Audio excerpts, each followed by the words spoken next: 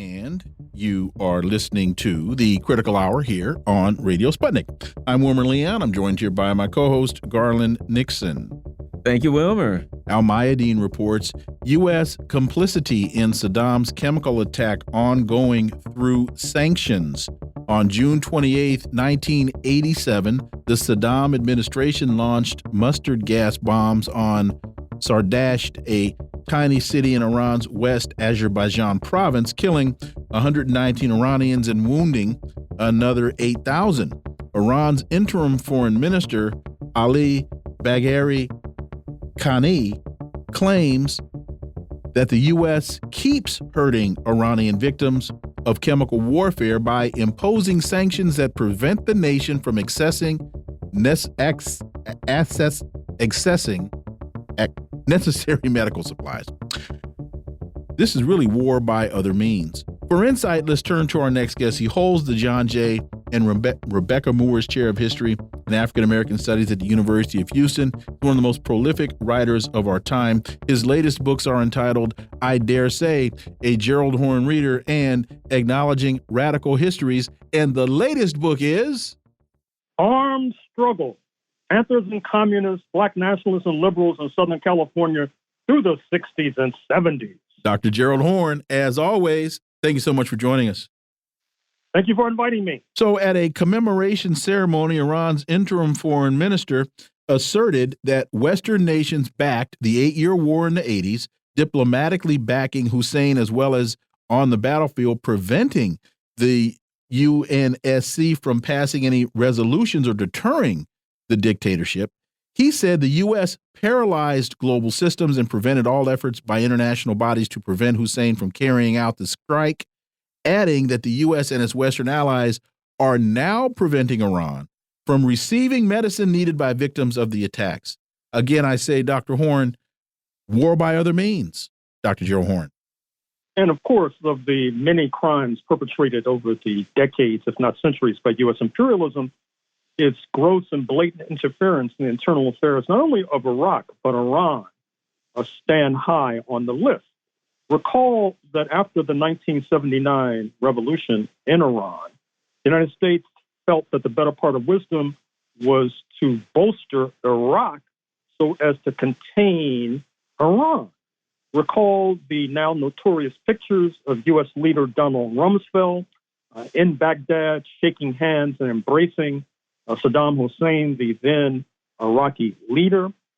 But alas, recall that after the United States, in no small measure, helps to engineer one of the bloodiest wars of the 20th century, speaking of that between Iraq and Iran in the 1980s, that the United States began to, in some ways, emulate and imitate Harry S. Truman, then a senator from Missouri, in 1941, after the Nazis had invaded the Soviet Union on June 22nd. He said that if Berlin seems to be winning, then the United States should bolster Moscow. And if Moscow seems to be winning, the United States should bolster Berlin. In other words, it wanted to drain both. And precisely that's what happened with regard to the Iran-Iraq war in the 1980s, which again was one of the bloodiest wars of the 20th century. But also we need to take a fresh look at the so-called Iran-Contra scandal. Recall that this took place during the Reagan years when emissaries of the U.S. president were seeking to cut a kind of deal with Iran and then diverting funding to the Contras in Nicaragua in contravention of the so-called Boland Amendment in the U.S. Congress, which forbade same. I mentioned that as well because in light of the aforementioned U.S. Supreme Court decision on the Trump immunity fiasco, you have the possibility that Mr. Reagan would not have been liable in any case, in any sense, for what he did in evading the Boland Amendment. In any case, back to this nettlesome problem of chemical warfare, I think we also have to put that in the context of U.S. biological warfare. Recall that during the war on the Korean Peninsula, 1950 to 1953, there were credible allegations of the United States unleashing biological warfare against the Democratic People's Republic of Korea. In fact, if you look at back issues of the Journal of American History, you'll find a piece by myself summarizing material in the papers of the late W.E.B. Du Bois, putting forward credible evidence in that regard. In that regard as well, in your neck of the woods at Fort Detrick, Maryland, there is a witch's brew of all manner of chemical and biological toxins being cooked up for reasons that are certainly malign and malignant. And we should also not be indifferent to the fact that all of these toxins are not necessarily designed for export abroad. Tear gas, for example, which is used promiscuously in the United States against peaceful protesters, by some measures is becoming ever more irritating to the consternation of protesters. And of course, in that context, we should mention the development in this country of what's called USW, ultrasonic warfare. That is to say, weapons that can pierce the eardrums. Let us not be indifferent to the development of nausea weapons. That is to say, weapons that can induce nausea in protesters, perhaps even forcing them to collapse in agony.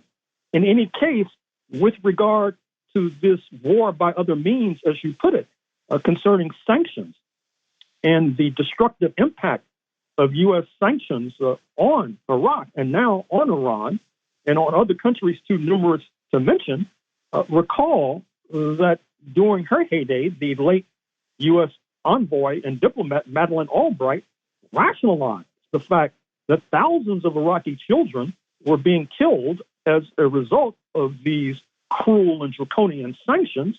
And recall as well the fact that during the ill-fated U.S. invasion of Iraq in 2003, it was precisely U.S. envoy, U.S. Secretary of State Colin Powell, who paraded to the United Nations Security Council and wielded certain kinds of elements that he said were evidence of Iraqi attempts at creating weapons of mass destruction, when in fact it was the equivalent of the thief yelling, "Stop thief!" Because, of course, it was Mr. Powell's regime that was precisely involved in developing this witch's brew of chemical and biological warfare and other weapons of mass destruction. In any case, we see that as a result of this ill-fated U.S. invasion of Iraq, the end result, perhaps inevitably, was to strengthen Iran, and now the United States wants to bring down Iran. That's the import, it seems to me, of the unfolding Iranian presidential elections and the rather alarming and bellicose rhetoric coming out of Washington, already threatening the emerging president, even though he has not been installed as of yet. And of course, the United States still has rather malign intentions concerning Iraq. The latest story is that Washington is concerned not only about Hamas, not only about Hezbollah, not only about the Yemenis, but they're also concerned about Iraqi militants and their alleged threats to the U.S. puppet regime in Israel. So the beat goes on. The war in West Asia continues.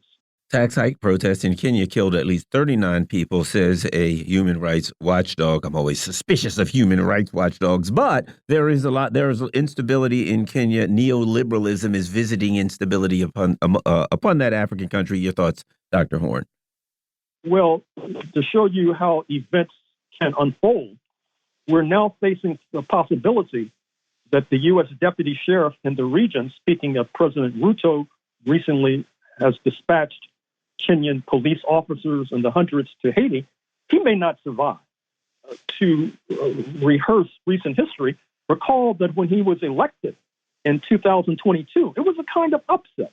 That is to say that the two other major leading political figures in Kenya, speaking of former President Uhuru Kenyatta, Mr. Ruto's predecessor, a son founding father Jomo Kenyatta and his one-time competitor, speaking of Raila Odinga, they had made a pact, had kissed and made up, and it was thought to be a done deal that Odinga would be the next president.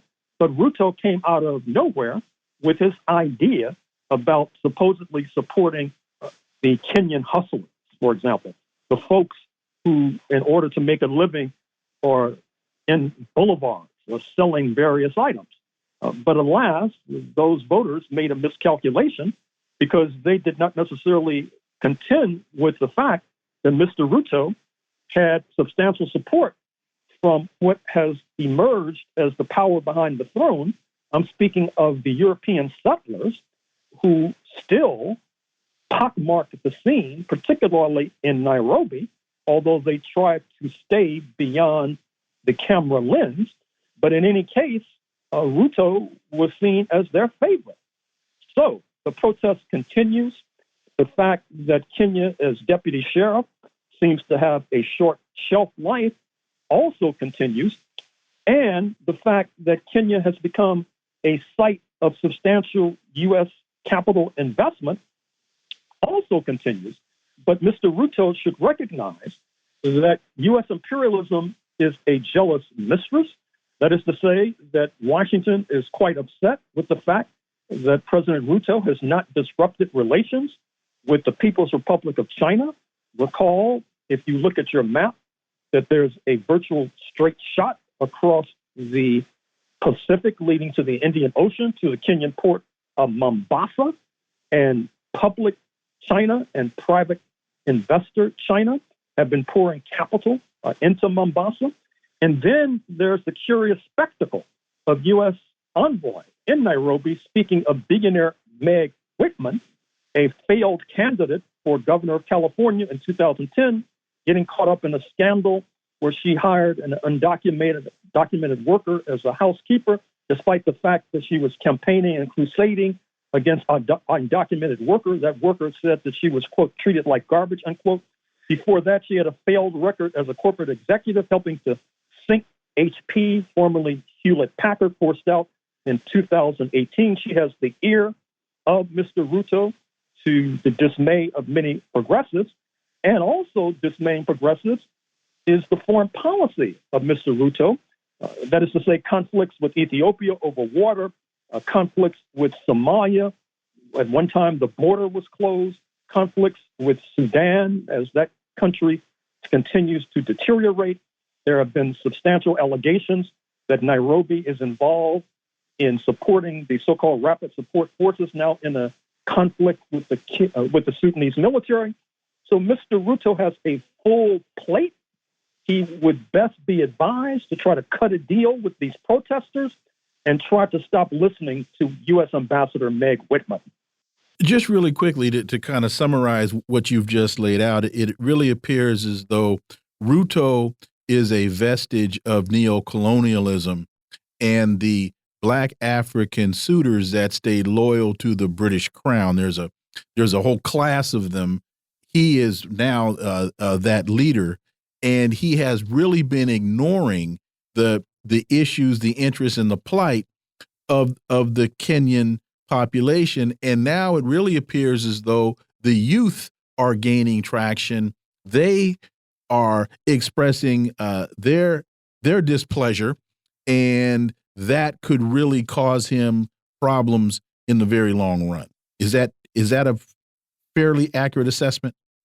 A friendly amendment, problems in the very short run. That is to say that these youth protesters are not going away anytime soon. Correct. And to come full circle, one of the more noted settlers in the history of Kenya is Edmund Morris, Mr. Ronald Reagan's notorious biographer, who it turns up made up stories in order to publish his book. And then final question, could we then draw a parallel between those vestiges of neocolonialism in Kenya and the Black misleadership class that we find that many are calling the Congressional Black Caucus? Well, with regard to that particular entity, I would distinguish between those like Speaker in waiting, so-called Hakeem Jeffries, a shameless backer of Israeli aggression in Gaza, and those like the outgoing Congressman Jamal Bowman, recently defeated by the Zionist lobby in a Democratic primary in New York State because of an amazing inflow of cash and dollars supporting his victorious opponent, George Vladimir. Dr. Gerald Horne, as always, thank you so much for your time. Greatly, greatly appreciate that analysis, and we look forward to having you back. Thank you.